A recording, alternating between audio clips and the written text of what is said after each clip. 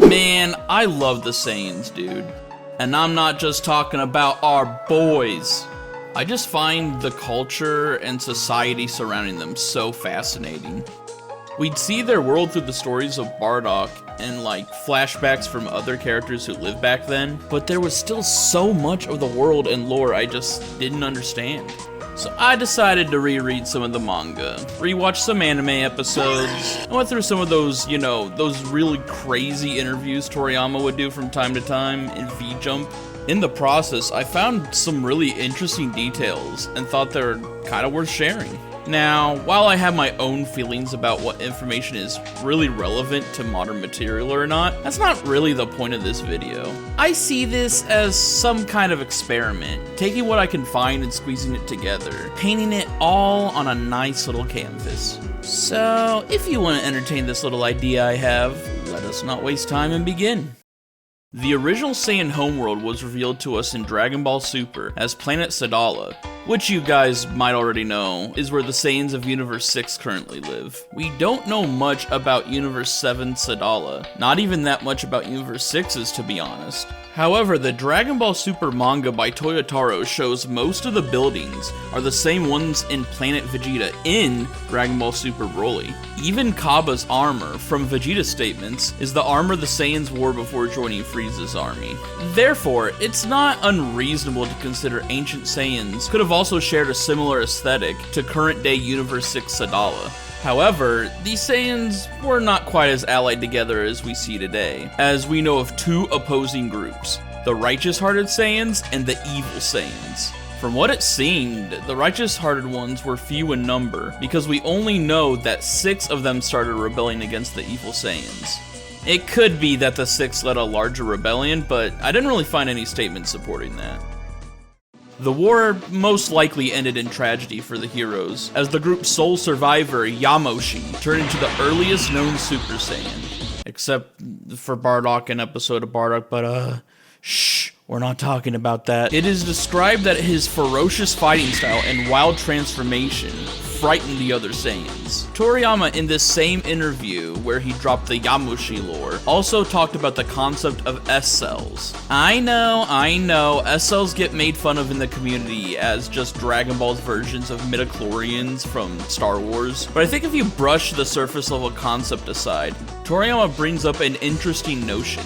We always wonder why Goku transformed specifically against Frieza, when that was far from the first time he got mad in a fight. According to Toriyama, while having a gentle spirit is a quick way to get enough S-cells to fuel that big explosion of anger, there is one more key factor. However, one can't reach the quantity necessary for becoming a Super Saiyan simply by having a gentle spirit, so a certain amount of battle power is indeed necessary. Looked at in this light, it's easy to see why becoming a Super Saiyan came easy for Goku. Bringing this back on topic, this either means ancient Saiyans were incredibly strong, or base form Yamoshi was insanely strong compared to the other Saiyans back then. Just to touch on this side of the argument, while there's not much evidence, he could have become a legendary Super Saiyan like Broly. In the Dragon Ball Super manga, Cabba says that Kale in her Berserk state may have become the legendary Saiyan, a demonic Saiyan that appears once every 1,000 years. Once they awaken, it's all over. Their power keeps growing, and they rampage until they basically self-destruct. Kale does indeed share some similarities with Universe 7 Saiyans like Broly, so it's not totally impossible. Broly's version in the Dragon Ball Super Broly movie is also simply just called Super Saiyan Full Power, just as a side note. Although, there's clearly more going on with it than just being regular Super Saiyan. Vegeta suggested that Kale's Berserk form has an over-reliance on power and is full of openings. Therefore, it's easy to predict and evade, which leads to the user eventually tiring out and dying. While I don't personally think Yamoshi had this form, the fate of the legendary Saiyan parallels his own downfall. Regardless of the form, Yamoshi would eventually die in battle due to exhaustion and being outnumbered. This, then, would begin the legend of the Super Saiyan that characters like Vegeta would try to attain and Frieza would come to fear. After his death, Yamoshi's spirit wandered the universe for 6 righteous-hearted Saiyans in order to create what is known as the Super Saiyan God. The Battle of Gods movie depicts a good-hearted, unnamed Super Saiyan God against a horde of evil Saiyans that have transformed into great apes, calling this the legend of the Super Saiyan God. Whether Yamoshi somehow tapped into this power with the help of his 5 other comrades, we really don't know. But he must have realized somehow that if 5 righteous Saiyans poured their ki into a 6th one, it would create a form of godly might that would transcend all other forms. Yamoshi's ghost was sensed both by Beerus and a Namekian elder at some point, creating Beerus' prophecy of fighting the Super Saiyan God one day, and the legend of this form being recorded in the Namekian Book of Legends. Remember this random book Shenron talks about, and it's never mentioned again? It's only there just so Shenron can somehow tell them the legend of the Super Saiyan God? Really cool. From what the game Dragon Ball Legends has shown us, there had to have been a Super Saiyan God before Goku, because in a flashback, Giblet tells Shallot that they have the blood of the original Super Saiyan God in their veins, and therefore the form is their birthright.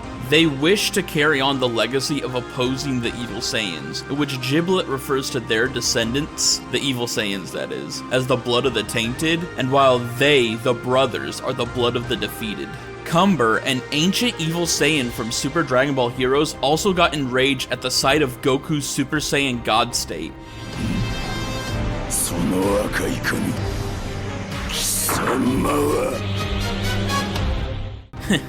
I know you can connect the dots on that one. I believe you're smart enough to do that. Vegeta, upon meeting Kaba, explained the fate of the Saiyans, part of it being Sadala fell due to a civil war, and then they moved to Planet Vegeta afterwards.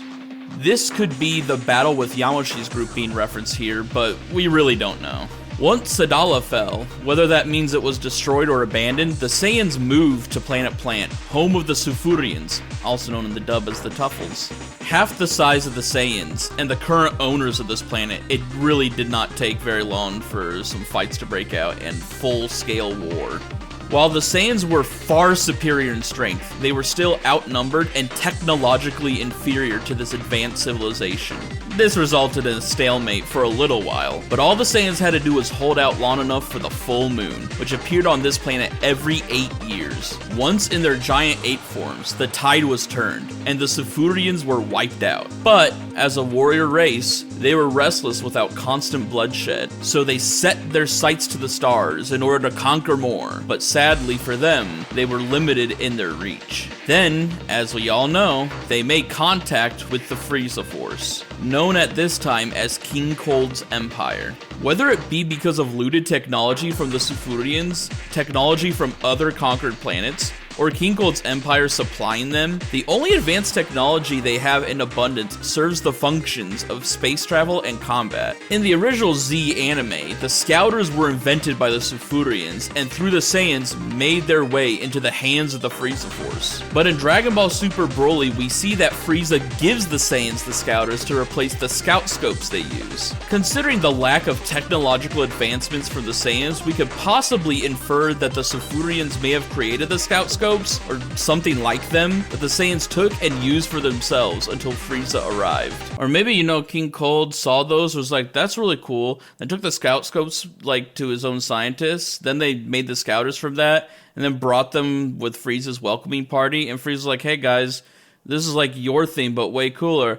Also, you're my slaves now! You're my slaves! Hello, monkey! Hey, this is me in editing. I just realized I forgot to talk about it in this section, but earlier I mentioned Vegeta told Kaba his armor is what the Saiyans wore before Frieza gave them the iconic Saiyan armor. And we know that Giblet and Shallot also wore an ancient form of Saiyan armor. So, there you go. When it comes to architecture, Planet Vegeta is quite underdeveloped compared to other planets in the Frieza Force. They don't even look as good as Namekian housing, dude. And that's as backwater country as you get. The houses of the low class tend to be very simple, with only wood and stone. Maybe the fact the Saiyans don't tend to stay home very long means they don't ever have a need to improve their living conditions. The most complex buildings I've seen was like the spaceport where Paragus took off of to find Broly. Reminds me of the old Frieza Force planet structures the Bardock specials went with, but maybe it was created with the help of King Cold's army. Some of the most advanced technologies we've seen in these buildings are like healing pods and baby incubators. And of course, the royal family has that fully furnished palace, because of course the elites have it better than everyone else. They also have a variety of different spaceships, like the ones at the spaceport and the classic attack ball or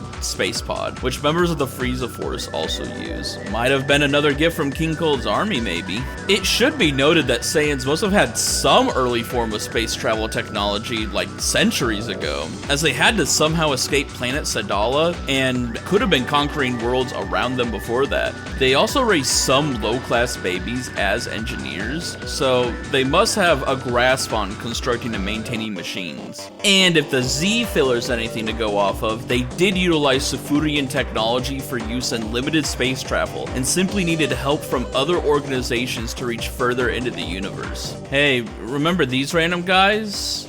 Remember them? The dub called them Arcosians, and I was gaslit for a while into thinking that was the name of Frieza's race. We still don't know the name of those guys. While the Saiyans' ability to breathe in dangerous environments is inconsistent, because you know, like Bardock's up in space and Goku's out up in space and they're like, okay, but then when they're fighting Moro, they're like, we can't go out into space. And then Goku can drown. DBS Broly showed us that they do have breathing masks to protect themselves from any hazardous air. And outside of a laser pistol in Dragon Ball Super Broly, the only kind of weapon we really see the Saiyans utilize is the Cybermen, a violent life form discovered on a different planet that can be planted and grown.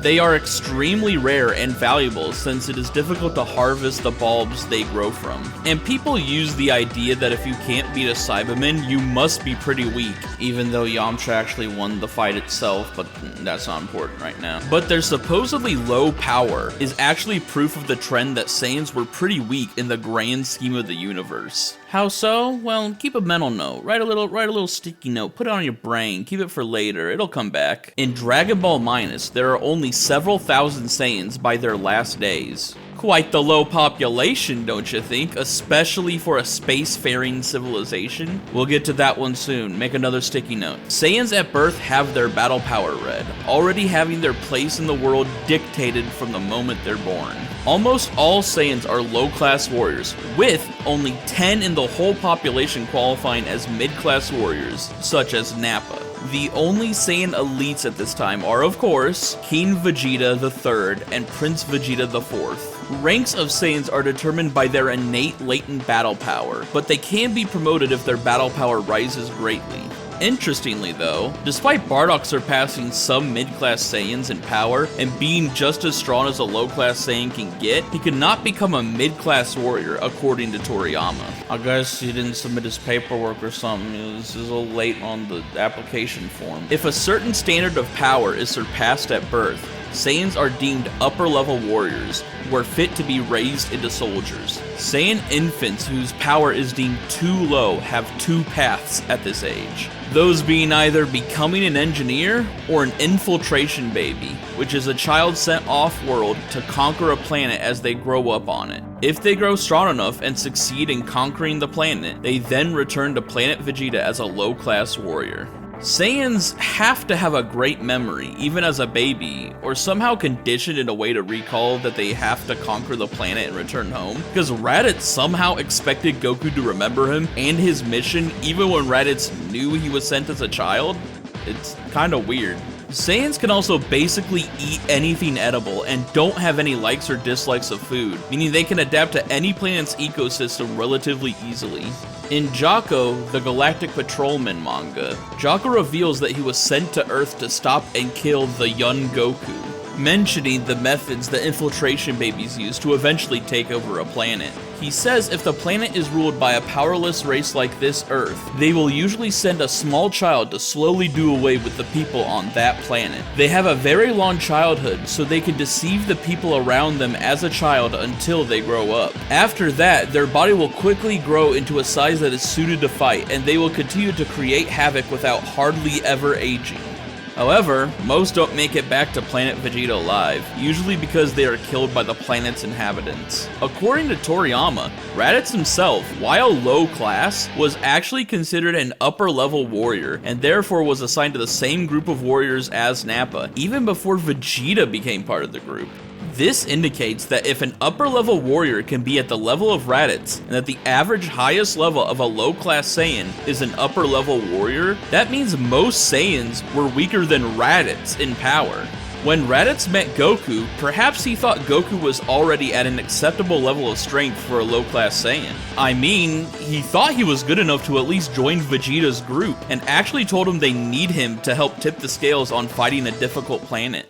So at bare minimum, he must have thought he was at least average for a low-class warrior. We know what Goku went through on Earth before this. With the help of his friends and mentors, overcame hardships to become the greatest in the world. However, as we know, Earth is a relatively weak backwater planet in the universe. So it's safe to say most planets in this universe probably have stronger populations than Earth on them. So let's walk through this. A Saiyan is sent to a planet, likely receives no help from its inhabitants, and is somehow meant to eradicate a population with nearly the same power level that Goku had when he fought Raditz? Yeah, this is why the mortality rate of the Saiyans is so high, and why they can barely increase their population beyond a few thousand. Even the Cybermen, according to Toriyama, are so wild that only a few warriors are capable of handling them, like Nappa or Vegeta. If Cybermen, who are near equal to Raditz in power, are this powerful compared to the average Saiyan, then the odds of survival are grim for adult Saiyans, let alone infiltration babies. But all Saiyans, no matter how weak or strong, always have one trick up their sleeves, as long as they still have their tail. They rely heavily on the strategy of waiting for a full moon to become an Uzaru, otherwise known as a Grade 8. Such a transformation, stated to be a 10 times increase in their power level, makes these weak Saiyan warriors into monsters capable of exterminating most planets' populations. Which explains why anytime you see a Saiyan in any media invading a planet, they're always a Grade 8. Why? Because they're kinda useless without it. This is me in editing right now. I just realized something. Another reason Raditz probably would've wanted to bring Goku along to fight that tough planet that not even him, Vegeta, and Nappa could take on is because he probably expected Goku to have a tail. And that would be like the one way he was useful. And that's why he was like, "What happened to your tail, Kakarot?" Because that was the one way Goku was gonna be helpful. However, their odds aren't helped by the fact that most Saiyans can't even rely on other Saiyans to help them. For example, the baseline support system, a family dynamic, is non-existent in the life of a typical Saiyan. The only family that really exists is the Vegeta family line, who of course wishes to maintain power and influence over their race, except for Vegeta's poor little brother Tarbal, who was sent away for being so weak. However, the man named Bardock is a special case, because when he worked with a fellow Saiyan Gine on missions, he developed a special bond that is uncommon for their race. Notions of romance and marriage just simply aren't important to the lower class. However, when asked about Bardock's family structure, Toriyama had this to say: "The quartet of Bardock, Gine, Raditz, and Kakarot make up Bardock's family, such as it is, but all four of them were never together. Also, I think Bardock himself might have had siblings, but perhaps even Bardock himself doesn't really know, and at any rate, he probably has no interest in it either." If Bardock himself, a man with unusual attachments for a Saiyan, had so little notion of family, then the average Saiyan must have nearly no support from a family structure. They are beings who thrive on providing for and serving themselves, rather than anyone around them. The only thing close to an emotional connection comes from some Saiyans who developed a bond with a crew. Ironically, this is also the case for Bardock. This just spoke to a general lack of coordination and trust from one another, which would ironically make their trust in Frieza their doom, blind to any warnings beforehand.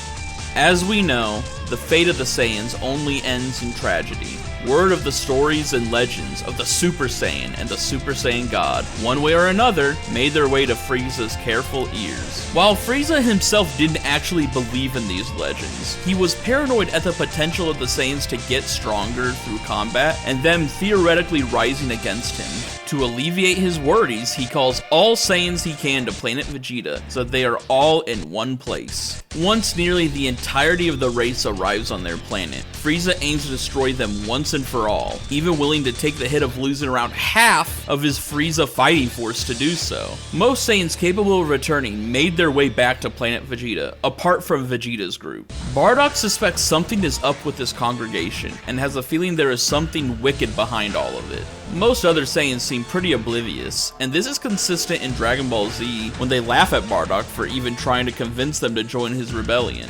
This speaks to a trend of Saiyan ideology that was touched upon in Z. The idea that Saiyans follow a system of might makes right. Whenever an opponent showcases their superiority to the Saiyans, this race of supposedly prideful warriors either bends down or gives up hope. In this way, Frieza easily tamed them as their master, asserting his dreadful might upon them. Z Broly is the embodiment of this philosophy, showcasing just how fragile this mindset is as a double-edged sword. Dragon Ball Super Broly director Tatsuya Nagamine speaks on his feelings about Saiyan nature in this time period during an interview in V-Jump, saying that as much as Saiyans spout on about pride, they have really lost their original pride. They are simply tamed by Frieza and follow his orders without much question. Bardock, according to him, is a Saiyan who represents a pure warrior, unbound to the nature of the current Saiyans. He shows mercy at certain points, he holds some love for those close to him, and he breaks through his limits in battle against stronger opponents. In this way, Bardock is kind of reminiscent of the Saiyans of long ago, maybe even the ones of Yamoshi's time who opposed the wickedness of his race. The tragedy of all this being, he's the only one prepared to stand up to Frieza, and no single Saiyan at this point could ever be enough to stop such a monster. As we know, Frieza would go on to destroy the planet along with nearly the entire Saiyan race in an instant. No matter what version you watch or read, the only one who even tried to stop Frieza was Bardock. This destruction would then be relayed to any surviving Saiyans as a giant meteor wiping out the planet. Funny enough, in Dragon Ball Z's anime, King Kai explains to Goku the history of the Saiyans leading up to their demise, explaining that it was a meteor that ended them for good. Now, in retrospect, this can be seen as the anime going off what Toriyama gave them at the time, and it was eventually retconned into King Kai lying to Goku's face to hide the existence of Frieza so Goku wouldn't be like, "Wow, he sounds really strong, I want to fight him!" But with some of the lore we have about Saiyans now, I feel the way King Kai describes the meteor incident now is really interesting. He says that, like Earth, planet Vegeta had a kami, a god, that watched over the planet. But, being unable to bear the wickedness of the Saiyans, he used his powers to pull in meteors that destroyed the entire planet. This, to me, seems like a very interesting parallel to the internal conflicts of the Saiyans on planet Sadala, of a righteous-hearted member of the planet, potentially even a god, rising against the evil Saiyans and resulting in the eventual collapse of the planet. Perhaps King Kai once heard of or witnessed planet Sadala's demise long ago, and applied it to the story of planet Vegeta. Or I'm just looking too deep into things for parallels. Except that's not the case. Toriyama always had this in mind. Toei always knew the plan. It was all connected from the start! Regardless, this just speaks to the Saiyans' history of their evils always catching up with them. And so, the story continues with Goku's adventures growing up and meeting the remnants of his race. I don't really plan on going on about Goku's adventures here, maybe some other time in another video, but there are some parts I want to touch on from Nagamine's interview that I feel are relevant to Goku's journey. Raditz, Nappa, and Vegeta, they are the remnants of the Saiyan society we know, and I'm not forgetting anyone else, not at all. Not a single one. While they may not have their home planet or people to go back to, they are still the same members of a race tamed by Frieza. They can never hope to turn against him, even if they despise him. And how can they? In a world where power rules all, you can do nothing but submit to the one in charge. Goku, however, was not raised the way they were. Separated from his people and culture, he developed on Earth with the good moral values of Earthlings. He would even come to reject his own Saiyan heritage. However, as Nagamine puts it, he retained his pure Saiyan nature. I'd like to share the idea that the Saiyans, as we know them, do not carry the essence of what makes a true Saiyan. They are tainted by the evils of the past, their wicked roots taking hold before Yamauchi's death, and their perpetuated evil through Frieza's hands only took them further deeper into evil. They are a far cry from what makes a pure Saiyan. A true Saiyan, at its core, is a being who desires fair combat and to push themselves. These are core values that every Saiyan left today believes, whether it be Goku, Vegeta, Broly, or even the Universe 6 Saiyans. Even Super Dragon Ball Heroes touches upon this. Yeah, you thought we were done with Dragon Ball Heroes? You thought we were done with games and weird side stuff?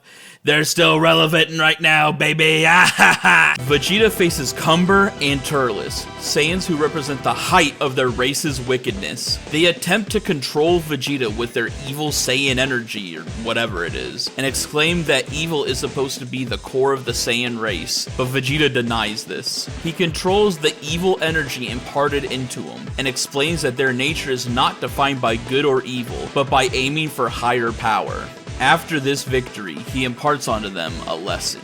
Train and come back, if you still have a little bit of Saiyan pride left in you.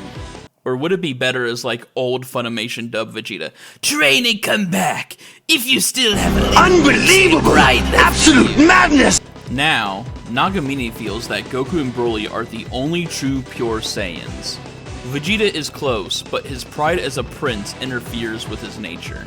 Broly, having been divorced from Saiyan society his whole life, has a kind heart and retains the wild fighting nature of a Saiyan's instincts. Though I don't know how Paragus didn't like poison his mind like he did in Z, but I guess Broly just like shrugged that off.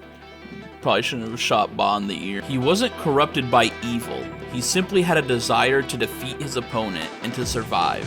Broly's pure heart but desire for intense combat resonated with Goku. Goku would take on the pride of a Saiyan when it came to certain situations, like fighting on their behalf against Frieza. But since Namek, he never really seemed to care about being a Saiyan anymore. Not that he outright hated being a Saiyan, but more like he didn't take any pride in being one. It just was what he was. However, Broly gave him a renewed sense of pride, a sense that Saiyans are far more than the evils of their past. Goku realized if Broly's nature is what it truly means to be a Saiyan, then he himself carries that true essence of a Saiyan within him. With this enlightened mindset, Goku goes to visit Broly at the end of his movie. He only requests that Broly fights with him from time to time, and that he calls him Kakarot. The Saiyan civilization will always be a fascinating subject to me, as different media and authors always come with weird and different ideas about their world and society. Even with all this entangled lore, they're like the most fleshed out culture in the universe outside of Earth and Namek. Their story also only heightens Goku's journey of escaping their evils, accepting himself, eventually embracing his true nature. So, since I don't see Dragon Ball stopping anytime soon, I'm curious what other interesting and weird bits of lore we will receive about them in the future, and until then we can only wait and see. Thank you so much if you stuck around all the way to the end of the video. If there's anything I missed or you think is important about Saiyan culture, let me know down below in the comments. This is the first video I've done like this, and probably the most work I've done for any sort of project like this. I want to make more on all sorts of topics, not just limited to Dragon Ball. Until next time guys, take care.